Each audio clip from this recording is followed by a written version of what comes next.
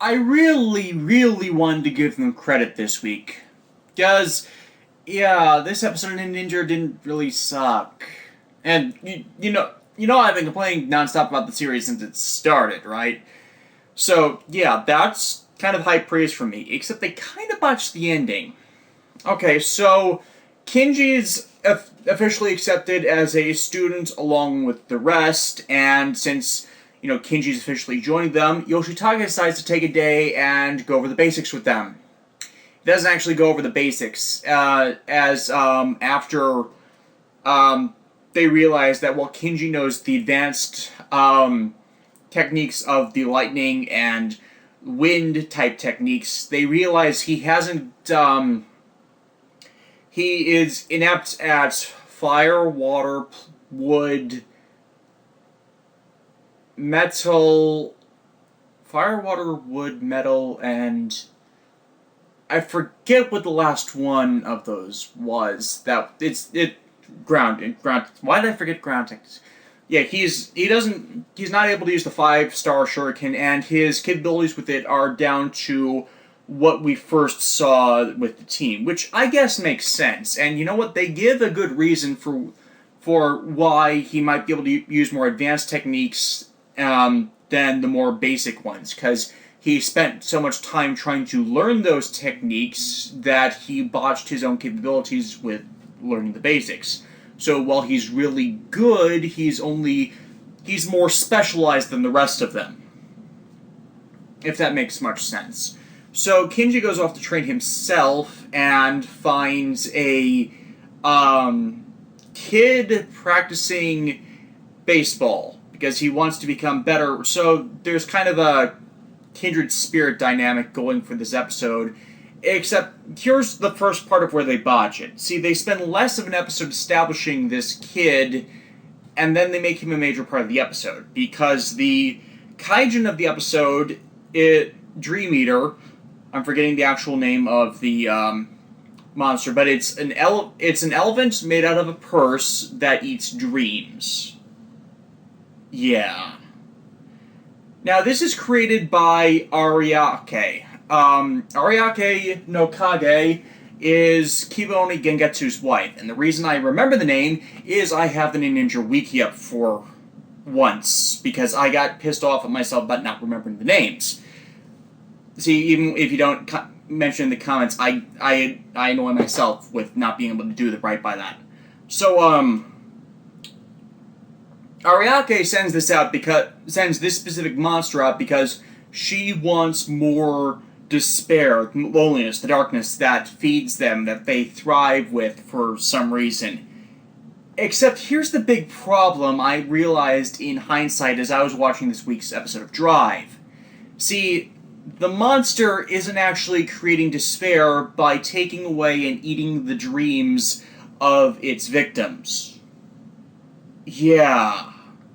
So, it's kind of defeating the purpose if these monsters are created because they can create despair to revive Kibaoni if they don't actually do that as part of the actions they commit. I mean, yeah, they can terrorize, but that ability doesn't at all affect what they wanted it to.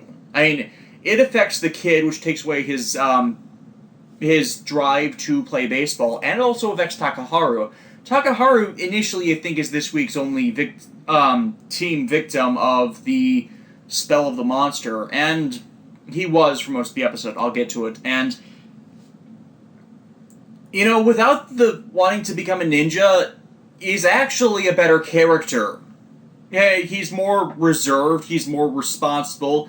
He admittedly doesn't want to transform and use his talents in the fight, but, he's still willing to fight with the team without his ninja skills to take down the enemy. So as long as they didn't use the call word ninja, it's a pretty normal day with a more tolerable version of Takaharu. I can't believe I'm saying this, but I actually liked his acting this week. Because, he was coming off as kind of a normal guy. The episode falters a bit when, in the rematch against the monster, to try and recover the dreams of Takaharu and the kid, Kenji gets the inspiration that getting their lifelong ambition, their goal, it's that kind of dream eater, not sleep dream. Their passion, their lifelong goal. It's all gone from this thing doing that. But to maybe inspire the kid to get some of the passion he had back, he suggests to the monster that after it uses what it stole from Takaharu to empower the mooks of the week, because they keep having all these things with the mooks in odd costumes, they decide to play baseball against them. Yeah. And this is why I was kind of wanting to give the episode credit. I know this is a old, long-standing Sentai tradition. This goes back to Go Ranger. In fact, that's what I think they were trying to homage with this, in that there was a monster called Baseball Mask, it appeared in Gokaiger, that the Go Ranger had to play a baseball game against. If I'm remembering the episode correctly, I haven't actually watched Go Ranger. I really need to watch Go Ranger. I'm waiting for it to be completed, to be subtitled, because that's a long stretch. I know Mars Girl over on Channel Awesome has been doing the Sentai vlogs, and I've been busy, so I haven't actually been able to watch those. And she's in Jack Denkikitai right now. I really should, because I am really curious about more of Showa-era Sentai. I really want to do something with that at some point. And yes, I have been reading her occasional blog posts where she writes up the details in recap. So I'm not completely devoid on awareness of what she's... back on point. I was in the spirits of the episode with what they were doing. I saw it coming, and, I wasn't completely against it, because Kenji connected the kid in the setup for the parallel, and that he... this was a next step in his training to be Yoshitaka's disciple for whatever reason, for the reasons that have been addressed partially in previous episodes, and this is just a faltering step despite him being past it. And he saw the kid throwing a pitch, which is what he was practicing, is only one part of baseball, but it's the one a lot of people want to be really good at, because it's a couple steps. It's hitting the ball, running to places, evading being tagged out, so there's kind of an issue with timing there, and of course throwing the pitch, because everybody loves someone that can... I know nothing about sports, so I'm kind of talking out of my ass here. Point is, I kind of get... even though it was abridged, I kind of got what they were trying to do with this. So, they trick him into a baseball game.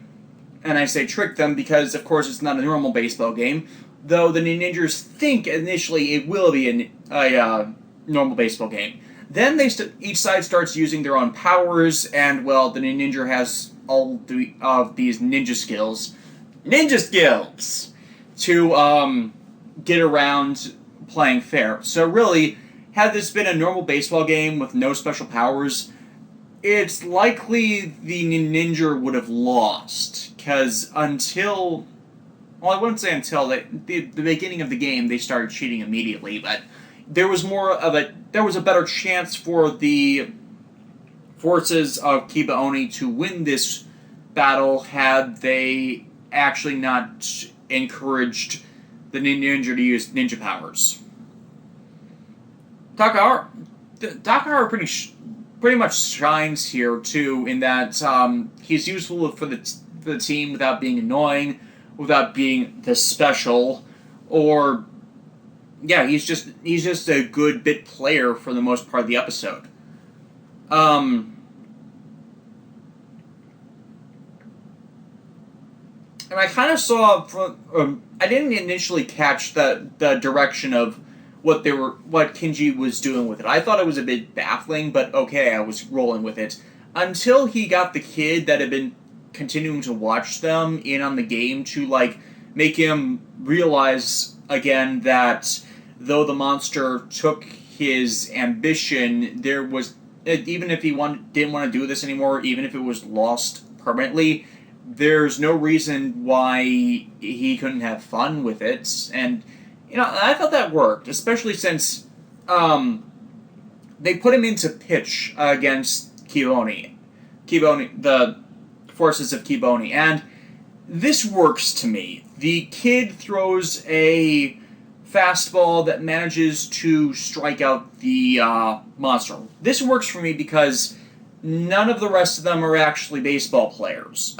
Not in like the pickup game sense where it's just a bunch of friends that, well, obviously they're not friends in this case, but it's just a bunch of people that are coming together to play a game amateurly, whereas the kid has been working hard to develop the skills. So him being able to throw better than the rest of them without involving the ninja powers and spectral power stuff, it's a stretch, but I buy it. The rest are obviously more physically fit or supernaturally powerful to compensate for physical fitness, and of course ninja powers, but it's broad range kind of stuff. It's not a dedicated skill set. Yeah. So that doesn't bug me like it might some others, even though this is essentially a kid plot without being an idiot plot. And then they get to the idiot plot, because they slam the monster with a fastball hard enough this is obviously after the kid struck for them. But it's teaching this same kind of moral. Even if you lose your dream, you can still have a passion for something, I guess. So don't give up on your dreams, but you'll be okay if you don't succeed at it. I'm kind of mixing my metaphors at this point. But this is where it gets stupid. They defeat the monster and talk with Chozetsu Akared.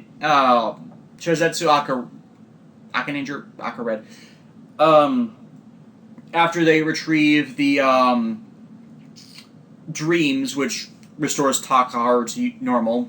Yay. So it moves to Megazord fights, and it drains them all again. And this is where they screwed up, because they spent an elaborate amount of time in the Megazord brawl with all 5 of the Ninninger drained of their passions, except only Takaharu's dream was really being the last ninja, so this doesn't exactly gel with them carelessly. I mean, yeah, that's the goal they're all moving towards, but Katsumi's got the whole UFO technology space thing. Fuka, they've got nothing. Nagi, they've got nothing. Yakumo has the magic thing, but I don't think the magic thing really factored into the ninja thing. So it's not really as effective in disabling them as combatants as Takaharu. But before the Dream Eater can eat the dreams, Kinji intercedes, and then instead of immediately returning to them, the dreams crystallize as 5 baseball-sized orbs that the kid has to throw into Shurikenji. This is where I think the episode faltered and it got stupid. And think about that for a second. I was okay with the silly baseball game. And the reason I think that is that most of the episodes with the Megazord fights have been for Megazord use attack. And this one is dragging out that lack of effort in the Megazord brawls to just do this bit, and it's superfluous fluff and filler for the episode when, you could have continued with that, maybe Takaharu was immune to it after the first time and goes straight to Lion Hao, or hell, maybe Lion Hao, since you formed Chozetsu and he was right there, wanted to run wild some more, so you don't even go to Shurikenjin, you get Lion Hao immediately. Because the problem with this is really the weakest moment of the episode, that whole thing, and it's eye-rolling and annoying, and I know this is a show kind of beginning demographic is right in that range, but it would have worked better narratively had there been more initial interaction setting the kid up with his interaction with Kinji, which is given less than a minute at the beginning of the episode. So it's, again, part of the weak storytelling of this season that you fail to really establish the events of the story before you get to all the in-costume action. And it makes for a weaker overall story, and an enjoyable one this week, than it should be. And it's not even for, ignoring the entire demographic thing, there have been better stories to sillier situations. That's kind of my whole thing with the show era. It's good storytelling for silly situations with serious people. It just seems, it's not missing the point, it's trying to think of another way to describe it, but there you go. That's my issue. Drive. Heart does not try to kill Shinosuke, and the show is trying to get a better bead on the roidmudes now, except, well, it gels with Heart's depiction before in that he's loving and cherishing of his roidmude counterparts. There's this feeling of disconnect about his actions. I mean, he was ready to kill Shinosuke very early in the series, and now they're like, no, only when you're at your strongest. You just beat him down when he was at his strongest. This actually plays into a bit later, though, that Heart shows mercy to Shinosuke when he could have killed him. And it kind of gets them thinking that maybe roidmudes and humans aren't so different after all. And they're not. We've known that from the roidmude that befriended Kyo in the mid-20s. So, this could have potentially led to some form of human roidmude peace arrangement if you could take the conquer humanity out of the picture. But it's also a bit more telling that, while Medic has viewed things as we will kill humanity and replace them, Heart's more along the lines of we will rule them because we will become superior. And, that's admittedly still something people would fight against. I mean, that's Shocker.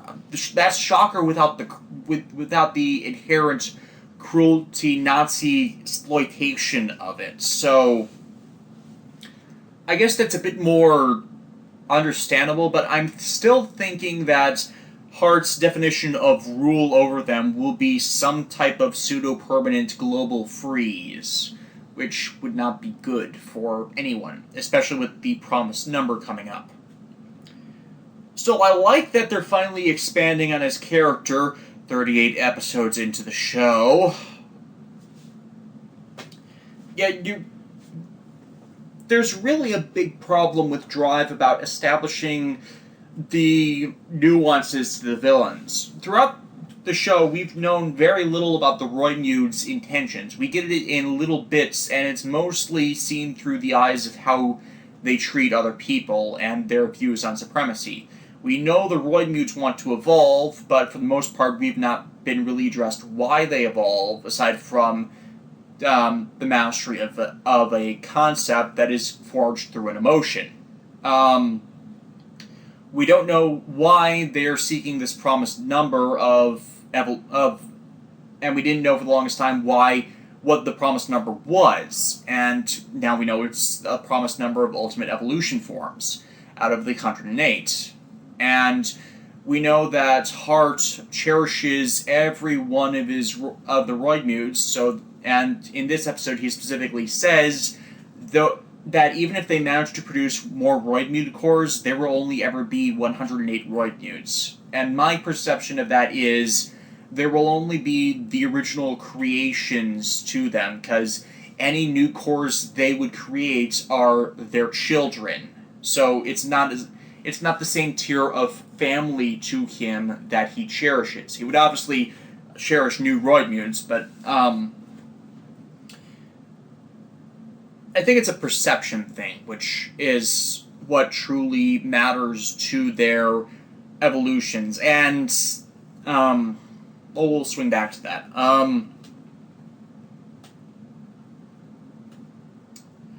Trying to figure out where to go from here. So with Heart having spared Shinosuke, Shinosuke recovers and they go on stakeout for the host of the Cook Roidmude. And it's actually a double subversion. They're not trying to figure out which one of the three is playing host to it. It's actually who is the host and who is the Roidmude. And I liked this twist. I like that it's not so easy to... They're not automatically going to Roidmude and just trying to figure out who it's partnered with. No, you have to figure out who the Roidmude is before. So it's like a mixing of concepts. Since the hybrid evolution thing, they became more focused on the partner than the Roidmude itself in trying to get through to them. Now, it's eventually revealed that the head chef and the immediate second assistant are the host and the Roidmude, respectively. And, it kind of seems like they're a benign pair, like, once more, Kyo with his specific Roidmude, and they forgave that one. And it says that there's not really anything shown why the chef would be proper for the hybrid evolution, because as has been established in previous episodes, you need this inner darkness to even be able to sync with a Roidmude due to that expression of emotions that is formed in the hybrid evolution. This chef didn't have this real darker inhibition until after fusion with the Roidmude, discovering that this specific one allowed him a stronger sense of taste, so he could more refine his cooking to the level that made his little restaurant famous. Well, infamous, since it's not really highbrow, high board. And they, in turn, developed this advanced sauce that the first time was an accident. I think that's important to note. The first time a Roidmude exploded from this special chemical expression of joy that drove them to self-destruct, that was accidental. Then Medic got wind of it and caused all the previous other incidents. So this is essentially no different from Kyo and his Roidmude earlier, except now Shinosuke wants to arrest the cook and destroy the Roidmude for aiding and abetting these terrorist attacks when it was Medic that was at the root of it. Honestly, they could probably have left the cook Roidmude pair alone and nothing would have significantly come from it, since by the end of the episode, the need for that specific sauce no longer applied, because Medic was testing it on all the other Roidmudes that died from it because she wanted to perfect it so it would cause Heart's super evolution. Ultimate evolution, whatever. It's been translated both ways. So when he achieves at the end of the episode that concoction would no longer be needed, no more exploding Roidmudes, the pair could just go back to their sequestered location and refine their cooking method even further because they weren't harming anyone, and Shinosuke arrests the guy for I think that in his mind it's what he's arrested for is aiding and abetting artificial life forms when Shinosuke's done that. In fact, he ends up doing that this episode. As the fight breaks out to keep Medic from getting this solution to Heart and to try and stop the other Roidmudes,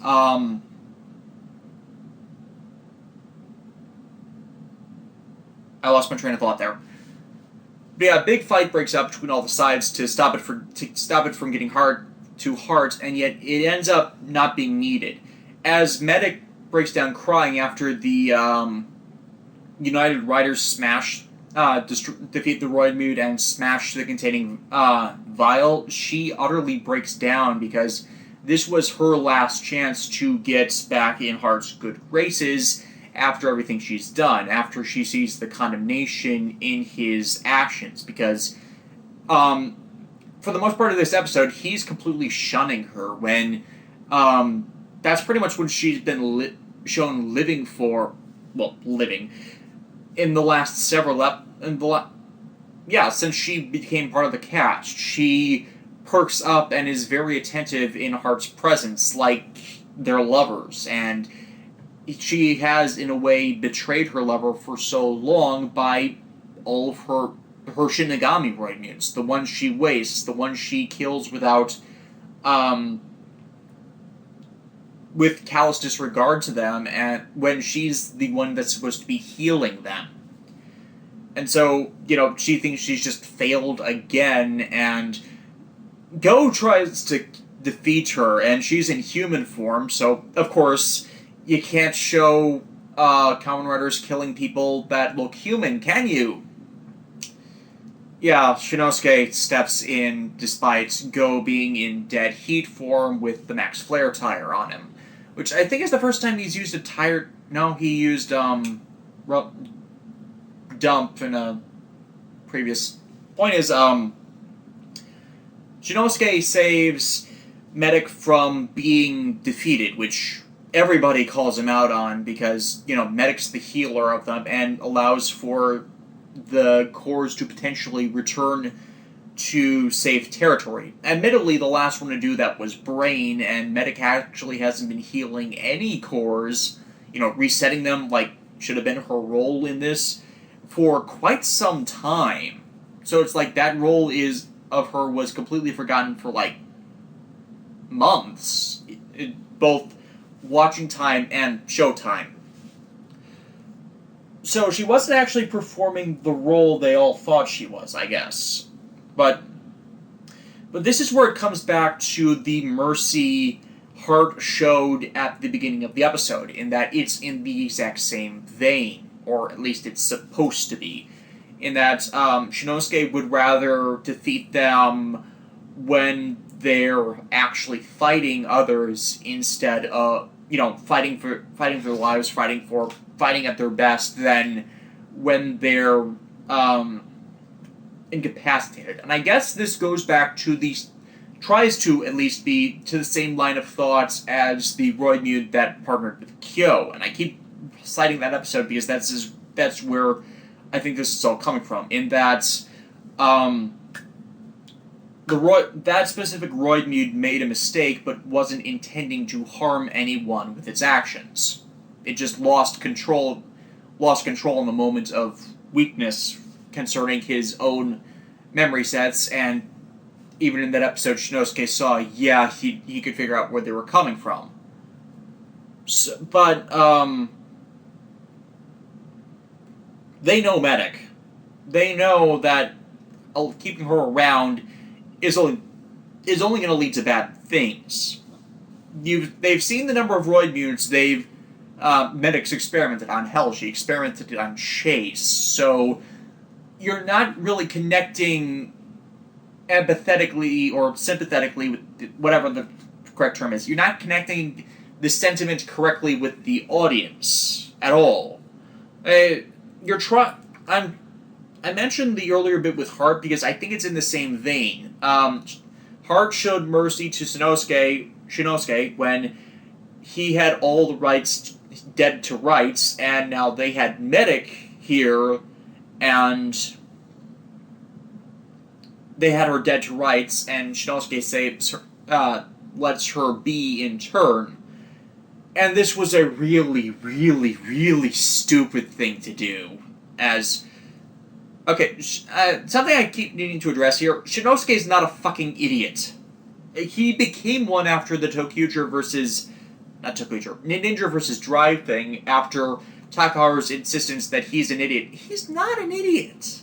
I don't know why the current arc has turned him into one.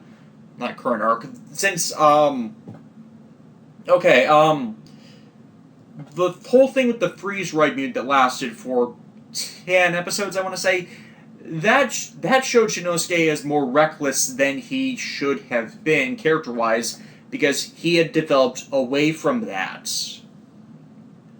Because that recklessness is what get his partner harmed, and that was a several times stressed issue in the first 10 episodes. Yes, I know the first 10 episodes are kind of bad, but that was one of the good elements about it, that Shinosuke had a reason to be more cautious and develop as a character, and because of that arc, he devolved as a character, and now he seems to have devolved further, in that he doesn't have a good reason for his actions. It's just he's running completely on sentiment, and I'm not connecting with him anymore. As he's not being portrayed consistently, I guess. So yeah, Heart evolves because he is joyous that he and Shinosuke came into understanding one another, which, yeah, I'd buy. There's a lot. My favorite game, as I've shown in 22 videos, is .hack GU, and one of the core elements of it is coming into understanding with people and the joy and happiness that brings. So I totally buy that part of it. So Heart evolves, gets his golden form, and he burns everything around him. Yeah. So I can't help but think that had Shinosuke allowed Go to kill Medic, Heart would have not evolved, and not had the roidmude that can, after experiencing them, be rendered immune to his attacks, increase that ability who knows how many fold, thus making him... You'd have to hit him with everything you have in one shot and hope it kills him, because there's no guarantee at this point that they can actually do that. The only thing that's really saving them at this right now is Heart is... He's ambitious, but of the general roidmudes, he's probably the most benign and benevolent, ironically. So, the Kamen escape because Bano gets involved and shields them because he undigitizes himself. And this makes Bano worried about the repercussions of that, with Krim figuring that out because he doesn't trust Krim. And as the episode ends, we are given our first time that we should not trust Krim. And this is kind of a cumulative thing, really, because this kind of circumvents having a resolution to the main plot of these, because this was all subplot stuff. They're, the arc episode main plot with the whole Cooks thing, that's not resolved at all. Aside past, I guess, arresting the guy, but there's still stuff untouched there. But main stuff with Krim.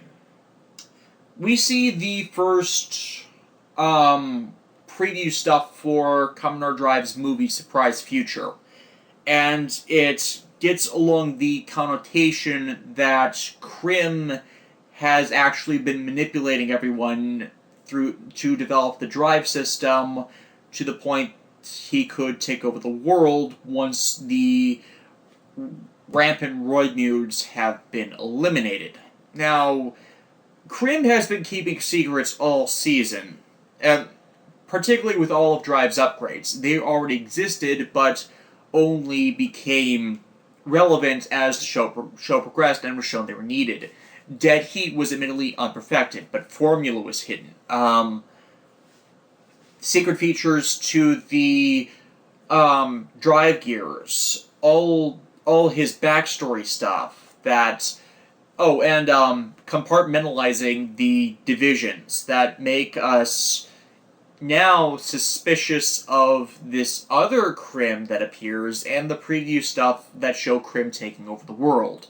Because this isn't just Krim as a belt, it's the human Krim Steinbelt wearing the driver with all this futuristic stuff that's observing everything. So it makes us question, is the Krim we've been following just a flash clone copy of his brain and the real him never died?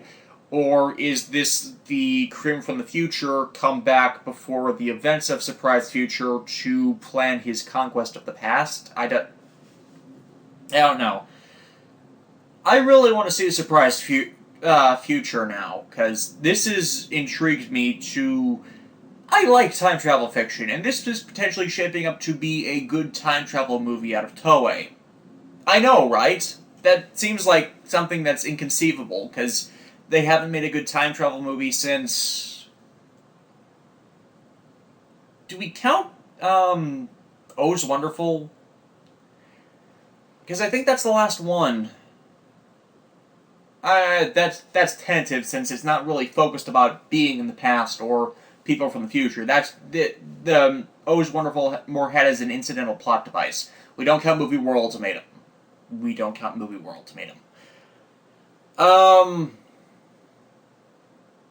So yeah, the preview details involve for the movie. It's actually a short miniseries that's going to be through the next 4 episodes, presumably, about Eiji Tomari, Shinosuke's son, and how he comes back in time. I really like the seeding of events that are coming to the build-up to the movie. I think that's something that worked well last year with Gaim, and I think that's why they continued it. It's better promotion, and it's better relation of where the movie ties in exactly into the series. I don't exactly remember if 4's doing this. I don't particularly remember if Wizard did it. I know O's didn't do it. Double technically did it, but it's more of a beginning of episode, the windmill that was broken in the movie is being in the process of being repaired thing. So it's like, it didn't lead up to... Okay, they led up to it... Holy crap. Yeah, Double did this too, in a way, in that the T2 memories that were a big focus of Double Forever made periodic appearances as a minor, and I mean really minor, subplot in Double. So this seeding of the movie stuff isn't unknown to... Who's the writer for Drive again? I can't believe I'm blanking on his name now. Because he's the same guy who wrote... Okay, he was the sub-writer for us, but yeah, he's the same guy who did Double. So, yeah, this actually fits with his MMO, and...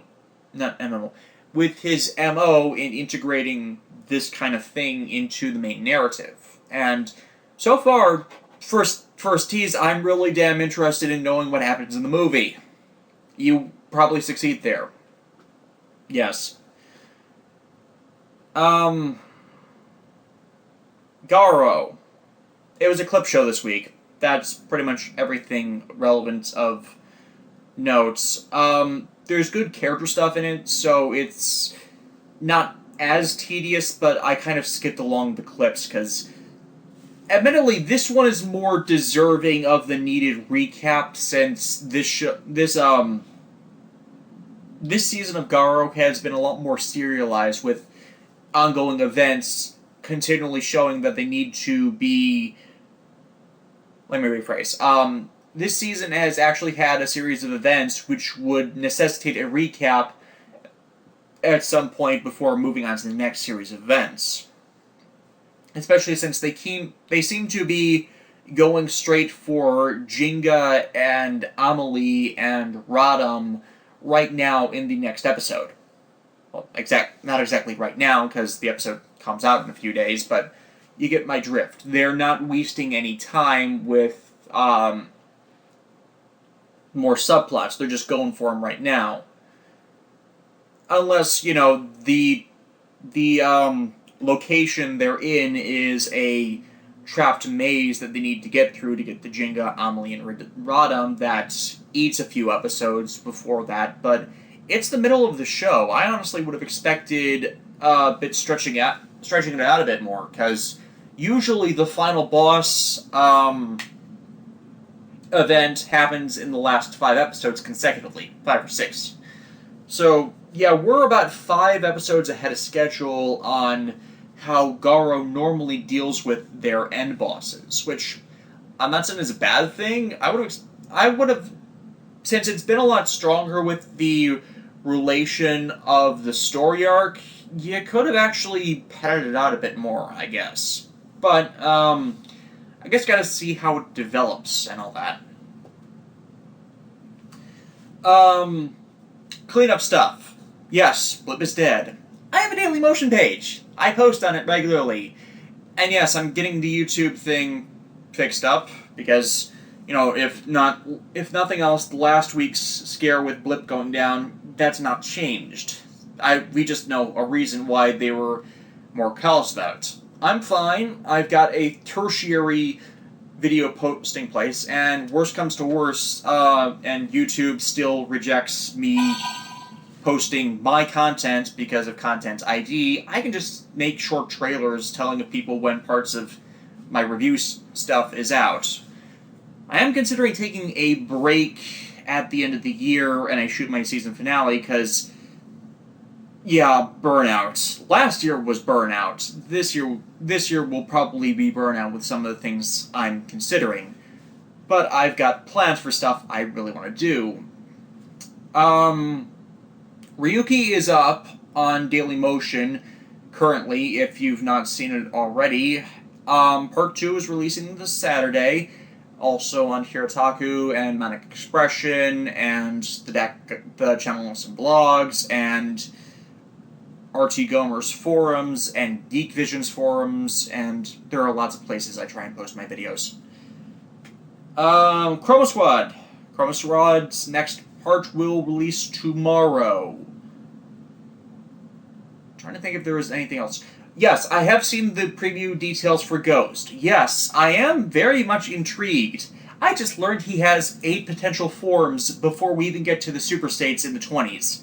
I think that is a bit excessive, especially since writers with that number of forms are tenuous at best with how they utilize them, because that'd be essentially a new form every 2 episodes, even if they're trying to pace out such, unless they do a wizard thing in that you have 4 base states he automatically has that he utilizes dynamically, and then he has the upgraded forms to each of them. But it doesn't look like they're going to be doing that. Yes, I like his design. He looks like Deadpool when he's orange. He looks like some type of hornet thing in his yellow form. He looks like Green Arrow in his green form. And yes, I know the DC Marvel relations, I really need to stop doing those, but so far from all the preview details, I'm liking things. I like the Ghost thing. I want to do a mashup of Danny Phantom's opening theme, if it's appropriate to do so from the details we get in the first few episodes. Really should have done a Knight Rider mashup when Drive started, but I didn't have the time, and there wasn't exactly a lot of dynamic clips to use for that. But yeah, I'm looking forward to Ghost. I'm hoping they do something interesting with it, like more than just protect Tokyo from the monsters of the week. And I know that the Toei backlots kind of have a limited location shoot thing like their old days, but still, you need something to mix things up a bit. Gaim played with the formula. Drive reestablished the formula. You can have the formula, but do new things with it still. It's been 40 years. You've got a lot of material you haven't exactly expanded much on.